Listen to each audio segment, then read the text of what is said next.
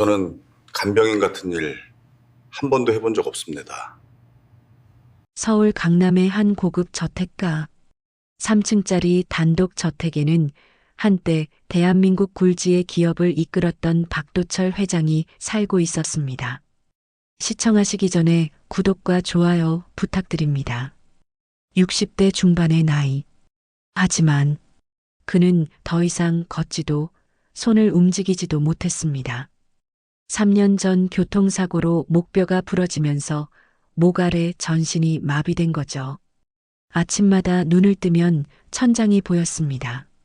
특수 제작된 전동 침대, 최고급 의료 장비들, 그리고 24시간 대기하는 간병인들. 돈으로 살 수 있는 건 다 있었지만 정작 그가 원하는 건 살 수 없었습니다. 바로 자유였죠. 윤 여사, 오늘 날씨는 어떤가? 도철이 가늘게 물었습니다. 50대 중반의 윤미순 가정부가 조심스럽게 대답했습니다. 가을 하늘이 참 맑습니다, 회장님. 창문 좀 열어드릴까요? 됐네. 바람 쐬어봤자 느낄 수도 없는데. 윤 여사는 가슴이 아팠습니다. 3년 전만 해도 이렇게 무기력한 분이 아니었는데, 카리스마 넘치고 웃음도 많던 분이었는데, 이제는 눈에서 빛이 사라졌습니다. 그날 오후 30대 중반의 김소연 비서가 서류 뭉치를 들고 들어왔습니다. 회장님, 오늘 간병인 면접이 있습니다. 3분이 오기로 했는데 한 분은 취소하셨고요. 또 간병인인가? 다 똑같을 텐데. 도철은 시큰둥했습니다. 지난 3년간 수십 명의 간병인이 거쳐갔습니다. 다들 친절했고 전문적이었죠. 하지만 그들의 눈에 비친 자신은 항상 환자였습니다. 불쌍한 장애인. 돈은 많지만 아무것도 할 수 없는 사람. 첫 번째 분 들어오시라고 할까요? 그러게. 면접은 금방 끝났습니다. 40대 중반의 경력자였는데 너무 완벽했습니다.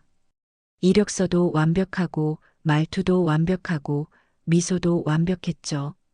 도철은 지루했습니다. 다음 사람. 두 번째 지원자도 마찬가지였습니다. 20대 후반의 젊은 남성이었는데 요양보호사 자격증에 대학까지 나왔더군요. 하지만 도철의 눈엔 그저 교과서 같은 사람으로 보였습니다. 오늘은 이걸로 끝입니까? 도철이 하품을 참으며 물었습니다. 아, 한 분 더 계십니다. 그런데 소연이 난처한 표정을 지었습니다. 이력서가 좀 부실합니다. 경력도 없고요. 사실 탈북민이셔서. 탈북민? 도철의 눈에 잠깐 관심이 스쳤습니다. 네. 근데 솔직히 말씀드리면 저는 비추천합니다. 경력도 없고 태도도 불성실해 보이고 일단 들어오라고 하게. 잠시 후 문이 열리면서 한 남자가 들어왔습니다. 40살쯤 되어 보이는 거칠게 생긴 사내였습니다. 옷차림도 면접답지 않게 허름한 점퍼에 청바지였죠. 리철수라고 합디다. 남자가 뚝 떨어지듯 말했습니다. 존댓말도 어색했고 고개도 제대로 숙이지 않았습니다. 소연이 눈살을 찌푸렸습니다. 리철수 씨, 이력서 좀 보니까 경력이 전혀 없으시던데요? 그려요. 처음 해보는 일이라오. 처음이요? 그럼 왜 지원하신 겁니까? 일자리가 필요해서 왔수다. 노숙자 보호소 소장이 여기 괜찮다고 해서. 소연의 얼굴이 굳었습니다. 노숙자 보호소라니. 이건 면접이 아니라 시간 낭비였습니다. 리철수 씨, 죄송하지만 저희가 찾는 조건과는. 잠깐. 도철이 입을 열었습니다. 철수를 바라보며 물었습니다. 당신은 나를 보고 뭐가 먼저 보이던가? 철수가 잠시 도철을 쳐다봤습니다. 그리고는 거침없이 대답했습니다. 할 수 없이 누워 계신 양반이라오. 주변 사람들이 숨을 죽였습니다. 어떻게 장애인 앞에서 저렇게 무례한 말을 할 수 있단 말입니까? 소연이 급히 나섰습니다. 리철수 씨, 지금 무슨 말씀을? 아니, 들어보고 싶군. 도철이 묘한 미소를 지었습니다. 3년 만에 처음 짓는 표정이었죠. 계속 말해보게. 또 뭐가 보이나? 철수는 주저없이 말했습니다. 돈은 많아 보이는데 사람 구실은 못하고 계시는 것 같수다. 주변 사람들이 다 모셔주니까 본인은 아무것도 안 하려고 하는 것 같고. 철수 씨, 당장 나가주세요. 소연이 버럭 소리쳤습니다.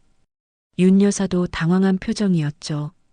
하지만 도철은 웃고 있었습니다. 진짜 웃음이었습니다. 재미있군. 당신 간병일 해본 적 있나? 없수다. 환자 다뤄본 적은? 그것도 없수다. 그럼 당신이 여기서 뭘 할 수 있다는 건가? 철수가 잠시 생각하더니 말했습니다. 글쎄라오. 근데 제가 보기엔 회장 동무가 필요한 건 간병인이 아니라 같이 대화할 사람 같은데? 도철이 잠시 침묵했습니다. 그리고는 천천히 고개를 끄덕였습니다. 당신 내일 아침 8시에 다시 오시게. 사인 대신 일자리 하나 주지. 회장님, 소연이 놀라 외쳤지만 도철의 결정은 확고했습니다. 됐네. 오늘 면접은 이걸로 끝이야. 철수는 특별한 감정 표현 없이 고개만 한번 끄덕이고 나갔습니다. 문이 닫히자 소연이 다급하게 말했습니다. 회장님, 제정신이십니까? 저 사람은 경력도 없고 태도도 불손하고 게다가 탈북민이라 신원도 불확실한데. 바로 그래서 마음에 드네. 도철이 천장을 바라보며 말했습니다. 다들 나를 환자로 보는데 저 친구는 사람으로 보잖아. 비록 못난 사람이긴 해도. 그날 밤 도철은 오랜만에 잠이 오지 않았습니다. 아니, 정확히는 잠을 자기 싫었습니다. 내일 아침이 기다려졌거든요. 3년 만에 처음 느끼는 감정이었습니다. 다음 날 아침 8시 리철수는 정확히 도착했습니다. 하지만 첫날부터 사고가 터졌습니다. 리철수 씨, 먼저 회장님 아침 식사 보조부터 해주세요. 제가 알려드릴게요.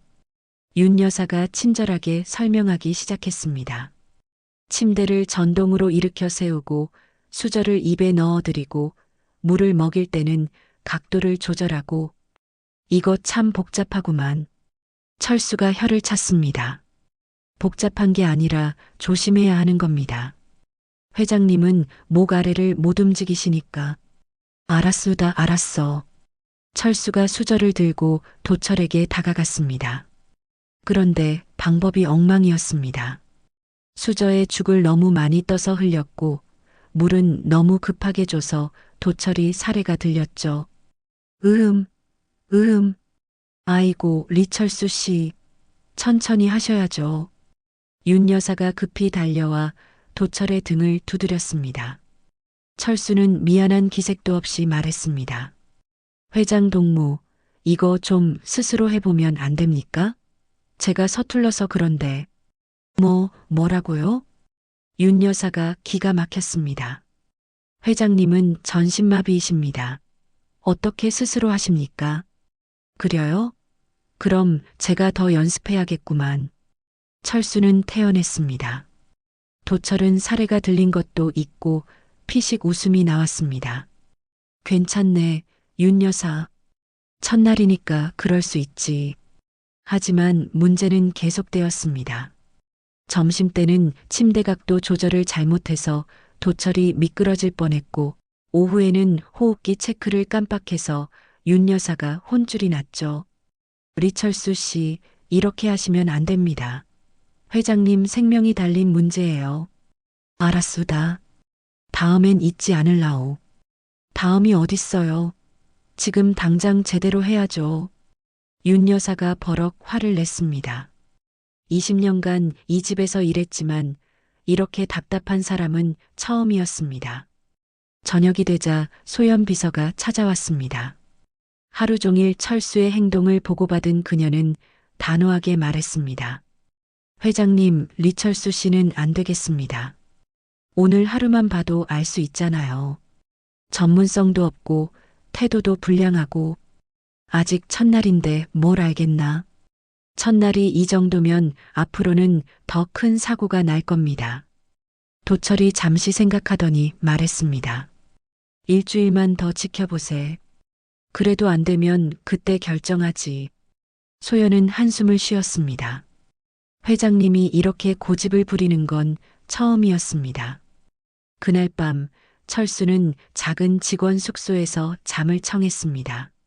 노숙자 보호소에 비하면 천국 같은 방이었죠. 하지만 잠이 오지 않았습니다. 이것 참 어려운 일이구만. 철수는 천장을 바라보며 생각했습니다. 북한에서 탈출해 남한에 온 지 5년.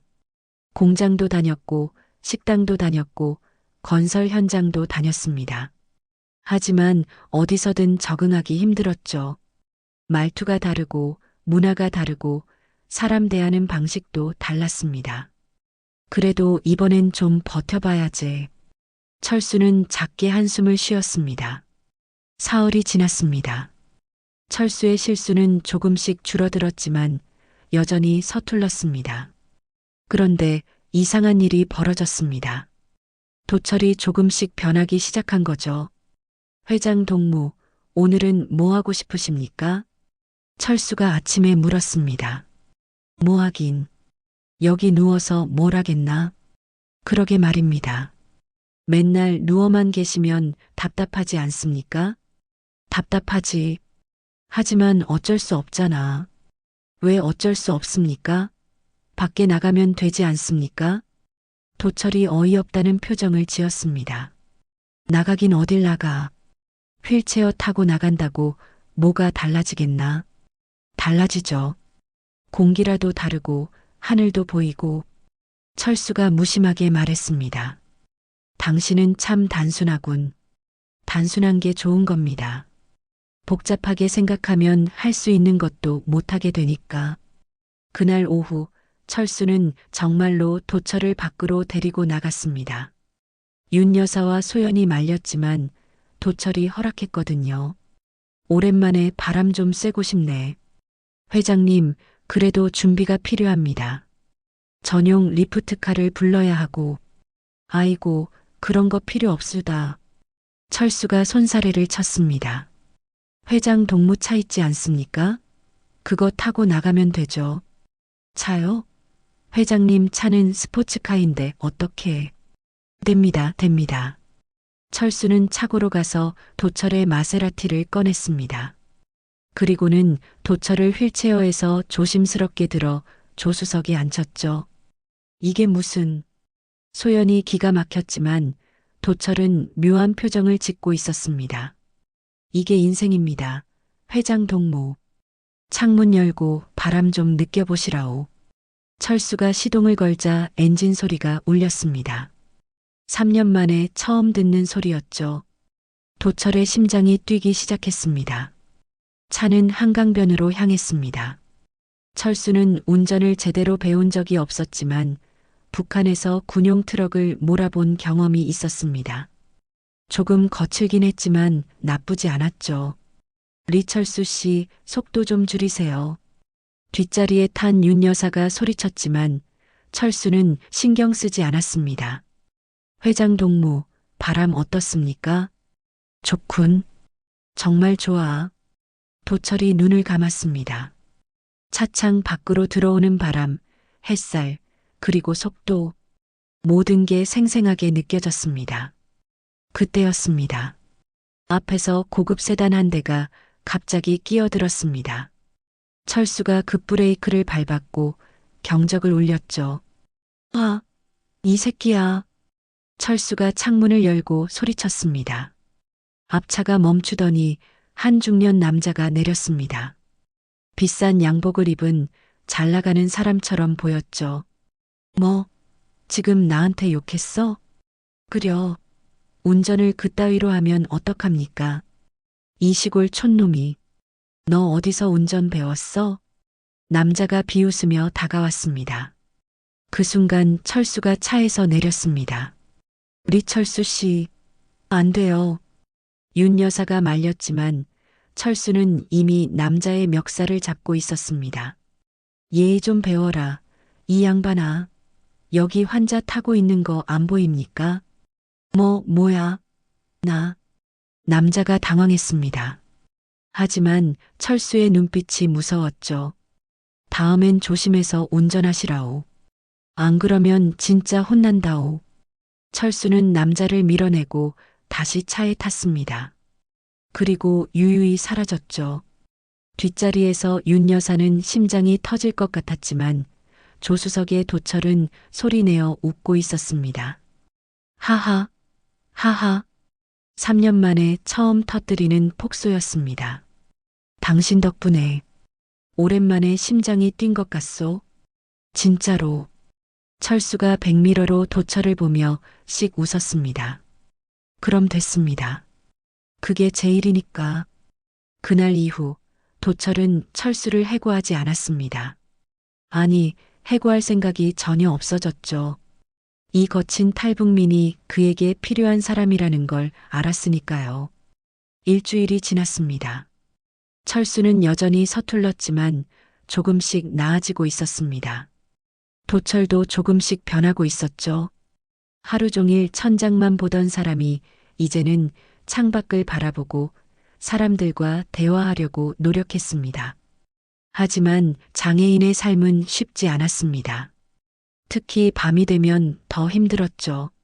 어느 날 밤 새벽 2시쯤이었습니다. 도철이 갑자기 숨을 헐떡이기 시작했습니다. 폐렴 증상이 다시 온 거죠. 전신마비 환자들은 호흡기가 약해서 폐렴에 자주 걸립니다. 으윽, 으윽. 도철이 고통스럽게 신음했습니다.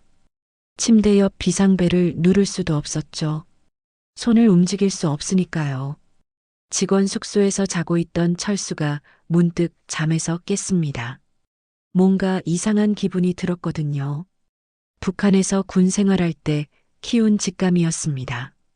철수는 슬리퍼를 끌고 도철의 방으로 갔습니다. 문을 열자 도철이 괴로워하고 있었습니다. 회장 동무. 철수가 급히 달려갔습니다. 도철의 얼굴이 창백했고 식은 땀이 흐르고 있었습니다. 숨이 안 쉬어져. 잠깐만 기다리시라오. 철수가 급히 윤 여사를 깨우러 갔습니다. 하지만 윤 여사의 방은 저 멀리 1층에 있었고 시간이 너무 오래 걸릴 것 같았습니다. 안 되겠다. 철수는 결단을 내렸습니다. 그는 도철을 조심스럽게 들어올렸습니다. 60대 노인이지만 말라서 그리 무겁지 않았죠. 회장 동무, 제 등에 업히시라오. 뭐? 하는 거요. 공기 좀 마셔야 합니다. 이러다 큰일 납니다. 철수는 도철을 업고 계단을 내려갔습니다. 그리고 현관문을 열고 밖으로 나갔죠. 한강변까지는 걸어서 10분 거리였습니다. 새벽 공기가 차가웠습니다. 하지만 신선했죠. 철수는 한강변 벤치에 도철을 조심스럽게 앉혔습니다. 이제 천천히 숨 쉬어 보시라오. 도철이 천천히 호흡을 했습니다. 차가운 공기가 폐로 들어갔습니다. 조금씩 숨이 편해졌죠. 담배 한 대 피우시겠습니까? 철수가 주머니에서 담배를 꺼냈습니다. 나 못 피우네. 제가 피워드리겠습니다. 철수가 담배에 불을 붙이고 도철의 입에 가져다 댔습니다. 도철이 연기를 빨아들였죠. 3년 만에 처음 피우는 담배였습니다. 연기가 폐로 들어갔다 나왔습니다. 이상하게도 숨이 편해졌습니다. 두 남자는 한동안 말없이 앉아 있었습니다. 한강 건너편으로 서울의 불빛이 보였고 하늘에는 별이 반짝였죠. 고맙소. 철수 씨. 도철이 조용히 말했습니다. 뭐가 고맙습니까? 당신 덕분에 내가 다시 살았소. 진짜로.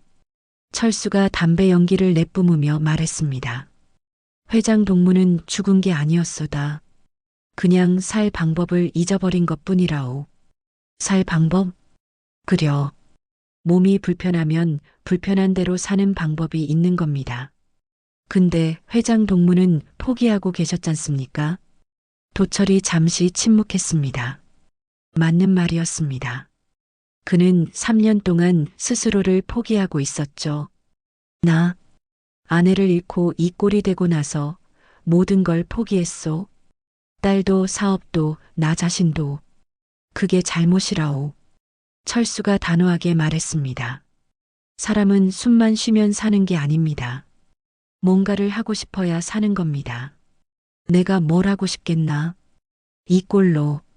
그걸 찾는 게 제 일입니다. 철수가 도철을 바라봤습니다. 그 눈빛에는 진심이 담겨 있었습니다. 그날 이후 두 사람의 관계는 완전히 달라졌습니다. 더 이상 고용주와 직원이 아니었죠. 친구였습니다. 며칠 후 철수는 도철의 방에서 청소를 하고 있었습니다. 그때 오래된 음반 컬렉션이 눈에 들어왔습니다. 회장 동무, 음악 좋아하십니까? 좋아하지. 젊었을 때는 오페라도 자주 보러 다녔소. 오페라가 뭡니까? 철수가 고개를 갸웃했습니다. 도철이 피식 웃었습니다. 음악극 같은 거라네. 노래로 이야기를 하는 거지. 아, 그럼 우리 조선에도 있었소다. 혁명가극이라고. 혁명가극? 네. 꽃 파는 처녀, 피바다 같은 것 말입니다. 근데 그건 재미없었소다. 철수가 웃으며 말했습니다. 그럼 뭐가 재미있었나? 트로트요. 남쪽 와서 처음 들었는데 이게 진짜 좋더라구만. 철수가 신이 나서 말했습니다. 트로트를 좋아하는군. 제가 한번 틀어드릴까요? 철수는 휴대폰을 꺼내 트로트를 틀었습니다. 경쾌한 멜로디가 흘러나왔죠. 당신은 모르실 거야. 내 가슴에 불이 났다는 걸. 이게 무슨 노래요? 트로트 명곡입니다. 남쪽 사람들이 다 아는 노래라오. 철수가 어색하게 흥을 내며 어깨를 들썩였습니다. 도철이 재미있다는 표정으로 지켜봤습니다. 당신은 참 순수하군. 순수하면 어떻습니까? 즐거우면 되는 거 아닙니까? 도철이 고개를 끄덕였습니다. 맞는 말이요. 그럼 나도 당신한테 뭔가 들려줄까? 그러시라오. 도철이 음반 컬렉션을 가리켰습니다. 저기 베토벤 교향곡 5번 있소. 그걸 틀어보게. 철수가 음반을 꺼내 턴테이블에 올렸습니다. 잠시 후 장엄한 음악이 흘러나왔습니다. 베토벤의 운명 교향곡이었죠. 이게 뭡니까? 무섭게 생겼네요. 베토벤이라는 음악가가 만든 곡이요. 운명을 이야기하는 곡이지. 운명? 그래. 누구에게나 피할 수 없는 운명이 있어. 그걸 받아들이고 싸우고 극복하는 이야기요. 철수가 조용히 음악을 들었습니다. 처음에는 이해가 안 됐지만 듣다 보니 묘한 감정이 들었습니다. 이 양반, 힘들었나 보구만. 그렇소. 베토벤은 귀가 들리지 않는 음악가였소. 뭐라고요? 귀가 안 들리는데 어떻게 음악을? 그게 바로 운명과의 싸움이요. 할 수 없는 상황에서도 하는 거지. 철수가 도철을 바라봤습니다. 회장 동무도 그런 겁니까? 몸은 안 움직이지만 그래도 뭔가 하고 싶은 게 있는 겁니까? 도철이 천장을 바라보며 말했습니다. 있어. 하고 싶은 게 있긴 하지. 뭔데요? 사랑이요. 철수가 깜짝 놀랐습니다. 사랑이요? 그래. 나 온라인 독서 모임에서 알게 된 여인이 있어. 이름은 김은희. 편지로만 주고받는 사이지. 편지요? 요즘 세상에 편지를 씁니까? 우리는 얼굴을 모르오. 그저 글로만 마음을 나누는 사이지. 철수가 고개를 갸웃했습니다. 그럼 만나면 되지 않습니까? 만날 수가 없소. 이 꼴로 어떻게 만나겠나? 도철의 목소리가 낮아졌습니다. 회장 동무, 그건 핑계라오. 철수가 단호하게 말했습니다. 핑계? 그려. 진짜 사랑하면 몸이 어떻든 만나야 하는 겁니다. 회장 동무는 겁이 나는 거 아닙니까? 도철이 할 말이 없었습니다. 맞는 말이었으니까요. 그날 이후 철수는 종종 트로트를 틀었고 도철은 클래식을 들려줬습니다. 두 사람은 서로의 음악을 통해 조금씩 가까워졌죠. 어느 날 저녁 딸 하늘이 집에 왔습니다. 하늘은 박도철이 어릴 때부터 입양해서 키우던 딸이었습니다. 20살 대학생인 하늘은 아버지를 거의 찾아오지 않았습니다. 아버지의 모습을 보는 게 힘들었거든요. 아빠, 하늘이 방문을 열었습니다. 그런데 이상한 광경이 펼쳐져 있었습니다. 아버지가 웃고 있었던 거죠. 옆에는 낯선 남자가 트로트를 흥얼거리고 있었고요. 하늘이 왔구나. 아빠, 웃고 있어? 하늘이 믿기지 않는다는 표정을 지었습니다. 3년 동안 한 번도 본 적 없는 표정이었거든요. 이분은 누구예요? 아빠 새로운 친구야. 친구? 하늘이 철수를 위아래로 훑어봤습니다. 허름한 옷차림, 거친 손, 그리고 어눌한 말투. 간병인 아니에요? 간병인이기도 하고 친구이기도 하지. 철수가 하늘에게 인사했습니다. 안녕하십니까, 따님. 리철수라고 합디다. 네. 하늘은 차갑게 대답하고 밖으로 나갔습니다. 복도에서 윤 여사를 만났죠. 니모, 저 사람 뭐 하는 사람이에요? 리철수 씨요? 탈북민이에요. 한 달 전에 오셨죠. 탈북민이요? 하늘의 표정이 굳었습니다.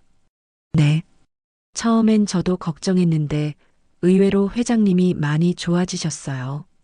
표정도 밝아지시고. 그래도 탈북민을 믿을 수 있어요? 신원도 불확실한데. 하늘 아가씨. 윤 여사가 난처한 표정을 지었습니다. 하늘은 그날 일찍 집을 나갔습니다. 아버지가 웃는 건 좋았지만 저런 사람과 함께 있다는 게 못마땅했죠. 한 달이 지났습니다.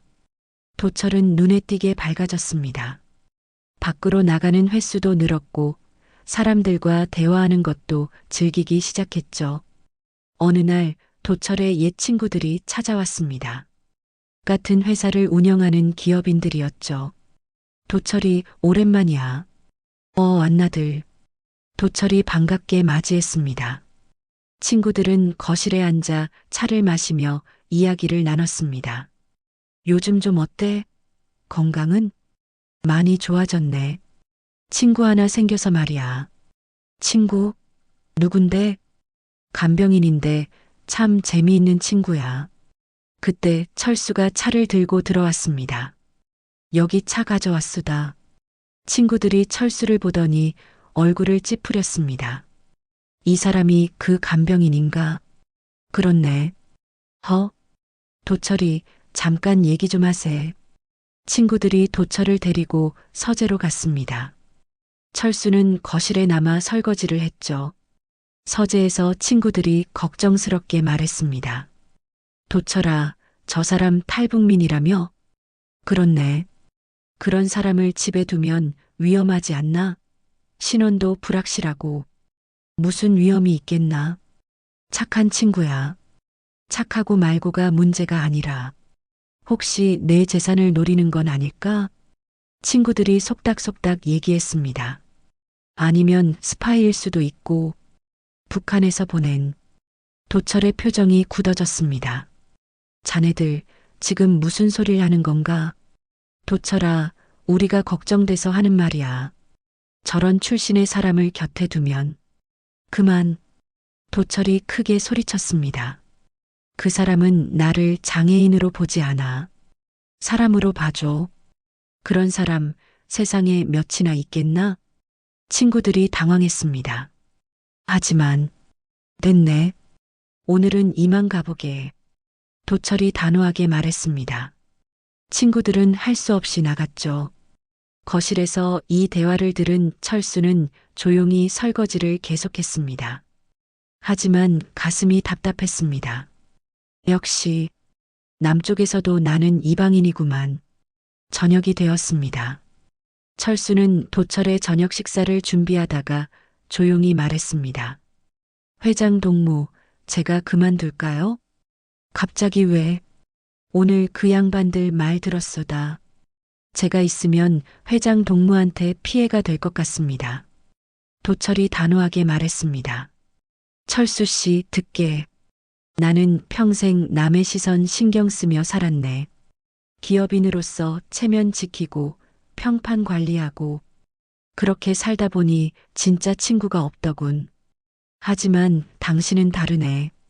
당신은 나를 있는 그대로 보잖아. 그게 얼마나 고마운지 아는가? 철수의 눈시울이 붉어졌습니다.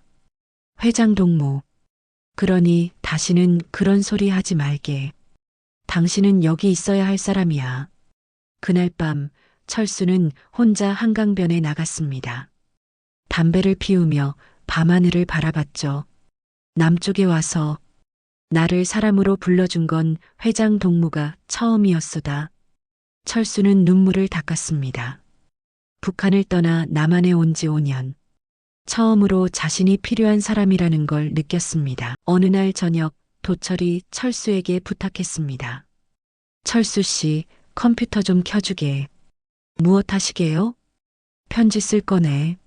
아, 그 은희 동무 말입니까? 그렇네. 철수가 컴퓨터를 켜고 자리를 비켜주려고 했습니다. 하지만 도철이 말했죠. 기다리게. 내가 말하면 당신이 타이핑 좀 해주게. 제가요?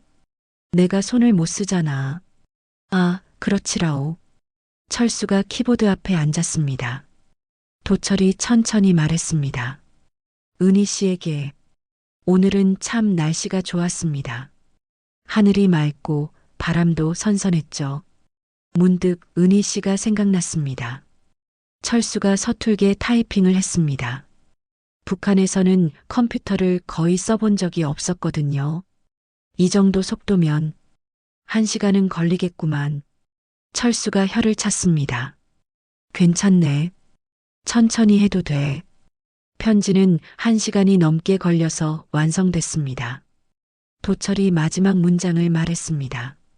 언젠가 은희 씨를 직접 만날 수 있으면 좋겠습니다. 하지만 제 모습을 보시면 실망하실까봐 두렵네요. 철수가 타이핑을 멈췄습니다. 회장님, 이건 좀 아니라오. 뭐가? 언제까지 편지만 주고받을 겁니까? 진짜 사랑하면 만나야죠. 내가 이 꼴인데 어떡해. 회장님은 용기가 없는 겁니다. 철수가 단도직입적으로 말했습니다. 사람이 용기 없으면 사랑도 못합니다. 저는 북에서 여자도 없이 살았지만 그래도 용기 하나는 있었소다. 회장님, 제가 은희 동무한테 연락해서 만남 주선해 드릴까요? 안 돼. 절대 안 돼. 도철이 당황하며 소리쳤습니다. 왜 안 됩니까? 나 준비가 안 됐어. 준비가 언제 되겠습니까? 1년 후에도 똑같을 텐데. 철수의 말이 가슴에 박혔습니다. 도철은 아무 말도 하지 못했죠. 다음 날 철수는 몰래 은희에게 이메일을 보냈습니다. 도철의 상황을 설명하고 만남을 제안했죠. 사흘 후 은희에게서 답장이 왔습니다. 만나고 싶습니다. 도철 씨의 모습이 어떻든 상관없어요. 마음이 중요한 거니까요. 철수가 답장을 도철에게 보여줬습니다. 회장님, 은희 동무가 만나자고 합디다. 뭐? 도철이 깜짝 놀랐습니다. 당신, 뭘 한 거요? 제가 연락했소다. 다음 주 토요일 남해에서 만나기로 했소다. 철수 씨, 어떻게 내 허락도 없이. 도철이 화를 냈습니다. 하지만 철수는 태연했습니다. 회장님 허락받으면 절대 안 하실 거 아닙니까? 그렇긴 하지만. 그럼 됐습니다. 준비하시라오. 도철은 패닉 상태였습니다. 일주일 동안 잠도 제대로 못 잤죠. 뭘 입어야 할지, 뭐라고 말해야 할지 머릿속이 복잡했습니다. 회장님, 너무 걱정 마시라오. 잘 될 겁니다. 철수가 위로했지만 도철은 불안했습니다. 토요일 아침이 밝았습니다. 철수는 일찍 도철을 깨웠습니다. 회장님, 일어나시라오. 오늘 남해 가는 날 아닙니까? 철수 씨, 나 못 가겠네. 도철이 고개를 돌렸습니다. 무슨 소리요? 약속했잖습니까? 미안하지만 정말 못 가겠어. 너무 무서워. 철수가 한숨을 쉬었습니다. 회장님, 북에서 도망칠 때가 더 무서웠는지 지금이 더 무서운지 생각해 보시라오. 그건 저는 북에서 도망칠 때 죽을 수도 있었소다. 개가 쫓아오고 총알이 날아다니고 근데 그때 도망친 건 살기 위해서였수다. 하지만 지금 회장님은 마음에서 도망치는 겁니다. 이건 진짜 패배요. 도철이 침묵했습니다.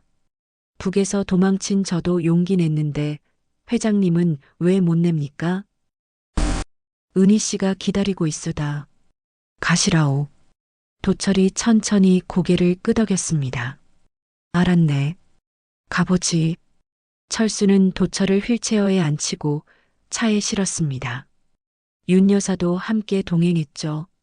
남해까지는 차로 4시간이 걸렸습니다. 가는 내내 도철은 긴장했고 철수는 트로트를 틀어 분위기를 밝게 만들려고 했습니다. 회장님, 너무 긴장 마시라오. 은희 씨도 긴장하고 있을 겁니다. 그럴까? 당연하죠. 처음 만나는 건 누구나 떨리는 법입니다. 오후 2시, 남해의 한 해변 카페에 도착했습니다. 약속 장소였죠. 철수가 도철을 휠체어에 앉혀 카페 안으로 들어갔습니다. 자리에 한 여인이 앉아 있었습니다. 40대 후반으로 보이는 단정한 옷차림의 여인. 김은희였습니다. 은희가 그들을 보더니 천천히 일어났습니다. 도철과 눈이 마주쳤죠. 도철 씨, 은희 씨. 두 사람은 한동안 말없이 서로를 바라봤습니다. 철수는 조용히 밖으로 나갔습니다. 앉으세요. 은희가 먼저 말했습니다. 도철은 휠체어에 앉은 채였죠. 미안합니다. 이런 모습으로 뵙게 되어서. 아니에요. 괜찮아요. 은희가 미소를 지었습니다. 편지로만 알던 분을 이렇게 직접 만나니 신기하네요. 나도 그렇습니다. 은희 씨 목소리를 처음 듣는군요. 두 사람은 천천히 대화를 시작했습니다. 처음에는 어색했지만 점점 자연스러워졌죠. 수년간 편지를 주고받았던 사이였으니까요. 도철 씨, 편지에서 말씀하신 클래식 음악 이야기 정말 재미있었어요.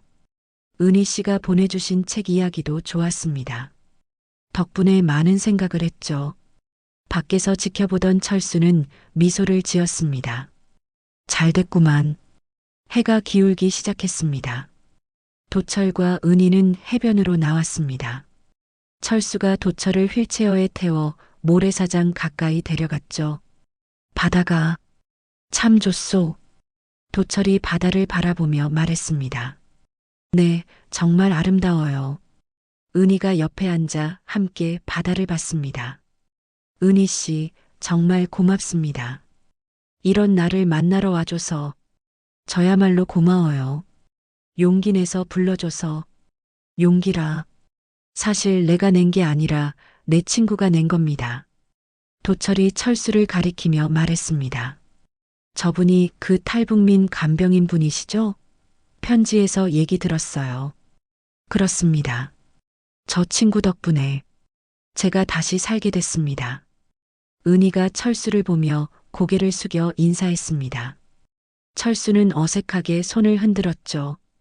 해가 완전히 지고 어둠이 내렸습니다. 돌아갈 시간이었습니다. 다음에 또 봐도 될까요? 은희가 조심스럽게 물었습니다. 물론입니다. 다음에는 제가 준비를 더 잘하고 오겠습니다. 준비는 필요 없어요.